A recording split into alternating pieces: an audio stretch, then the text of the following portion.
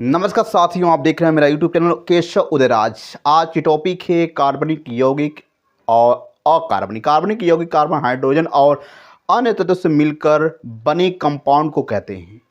इनके बीच प्राय संयोजन बंद होते हैं। एक कार्बनिक विलयों में घुले होते हैं। बहुत ही ज़बरदस्त बात यह है, घुले होते हैं। एग्जाम्पल में आप समझ सकते हैं मेथेन, एसिटिक अम्ल, कार्बोहाइड्रेट, यूरिया इत्यादि। इनकी उपस्थिति जैव पदार्थों में अधिक होती है। हाइड्रोकार्बन किसे कहते हैं? कार्बन और हाइड्रोजन के यौगिकों को हाइड्रोकार्बन कहते हैं। चलिए आज जानते हैं ऑर्गेनिक फार्मिंग क्या होती है। जैविक खेती कृषि की वह विधि है जो संश्लेषित उर्वरकों एवं संश्लेषित कीटनाशकों को प्रयोग या न्यूनतम प्रयोग पर आधारित है तथा जो भूमि की उर्वरा शक्ति को बनाए रखने के लिए फसल चक्र, हरी खाद, कंपोस्ट आदि का प्रयोग करती है। सन 1990 के बाद से विश्व में जैविक उत्पादों का बाजार काफ़ी बड़ा है। इसका दायरा बहुत बड़ा है। वर्मी कंपोस्ट में बदबू नहीं होती है और मक्खी एवं मच्छर नहीं बढ़ते हैं तथा वातावरण प्रदूषित नहीं होते हैं। ये बहुत ही अच्छी बात है। तापमान नियंत्रित रहने से जीवाणु क्रियाशील तथा सक्रिय रहते हैं। वर्मी कंपोस्ट 1.5 से 2 माह के अंदर तैयार हो जाता है। इसमें 2.5 से 3% नाइट्रोजन, 1.5 से 2% सल्फर तथा 1.5 से 2% पोटास पाया जाता है। केचुआ आदि की विशेषताएं इस खाद में बदबू नहीं होती है तथा मक्खी मच्छर भी नहीं बढ़ते हैं। ये आप समझ सकते हैं, जान सकते हैं, जिससे वातावरण स्वस्थ रहता है। इससे सूक्ष्म पोषक तत्वों के साथ साथ नाइट्रोजन 2 से 3%, फास्फोरस 1 से 2%, पोटास 1 से 2% मिलता है। इस खाद को तैयार करने में प्रक्रिया स्थापित हो जाने के बाद 1 से 1.5 माह का समय लगता है।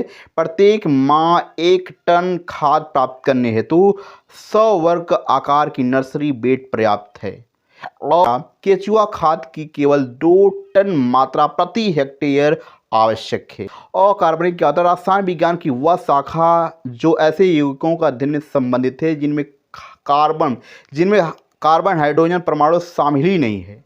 अकार्बनिक रसायन विज्ञान कहलाती है। दूसरे शब्दों में जान सकते जिन पदार्थों में कार्बन हाइड्रोजन बंधन नहीं होता है वे धातु, लवण, रासायनिक पदार्थ आदि होते हैं। अकार्बनिक यौगिकों को इस प्रकार वर्गीकृत किया गया है।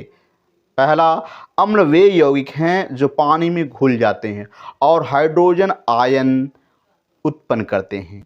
एसिड के उदाहरणों में hydrochloric acid, citric acid, sulphuric acid, सिरका आदि शामिल हैं। क्षार एक प्रकार का पदार्थ यौगिक है जो पानी में रखने पर हाइड्रॉक्सिल आयन उत्पन्न करता है। Potash hydroxide, calcium hydroxide, ammonia hydroxide, ammonia, sodium hydroxide. क्षार पानी में घुलने पर OH ऋणायन आयन। जैसा कि आप नमक शब्द से परिचित होंगे, अम्ल और क्षार के बीच प्रतिक्रियाओं के परिणाम स्वरूप प्राप्त पदार्थों को लवण कहा जाता है। सोडियम हाइड्रॉक्साइड का टेबल नमक के विशिष्ट उदाहरणों में से एक है। ऑक्साइड क्या होता है? ऑक्साइड वे यौगिक जिनमें एक ऑक्सीजन परमाणु होता है ऑक्साइड कहलाते हैं। अकार्बनिक का इस्तेमाल कहाँ कहाँ होता है, आइए जान लेते हैं। इसका उपयोग चिकित्सा के क्षेत्र में और स्वास्थ्य सुविधाओं में भी किया जाता है। हमारे दैनिक जीवन में समान नमक या यौगिक सोडियम हाइड्रॉक्साइड का उपयोग सबसे आम बात है। बेकिंग सोडा का उपयोग केक और अन्य खाद्य पदार्थों बनाने में किया जाता है। सिरेमिक उद्योग में अकार्बनिक यौगिकों का उपयोग किया जाता है। काफ़ी बेहद बहुत अच्छा है। विद्युत क्षेत्र में इसे कंप्यूटर आदि में सिलिकॉन के रूप में विद्युत सर्किट पर लागू किया जाता है। कुछ अकार्बनिक यौगिक इतनी अधिक व्यापारिक मात्रा में तैयार किए जाते हैं कि इनका नाम हैवी केमिकल पड़ गया है। सल्फ्यूरिक अम्ल, हाइड्रोक्लोरिक अम्ल, नाइट्रिक अम्ल, caustic soda, sodium carbonate, ammonium लवण आदि। अकार्बनिक रसायन में जिन तत्वों का उल्लेख है उनमें से कुछ धातु हैं तो कुछ अधातु हैं। अधातु तत्वों में कुछ मुख्य ये हैं: gas, hydrogen, helium, nitrogen, oxygen, fluorine, neon, chlorine, argon, krypton तथा जीनॉन।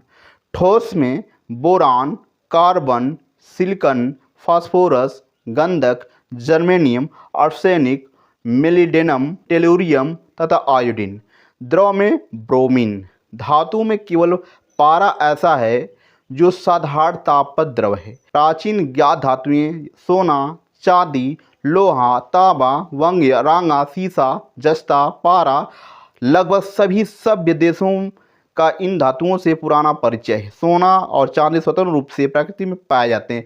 शेष धातुएं प्रकृति में सल्फाइड, सल्फेट या ऑक्साइड के रूप में मिलती है। इनसे शुद्ध धातुएं प्राप्त करना सरल था।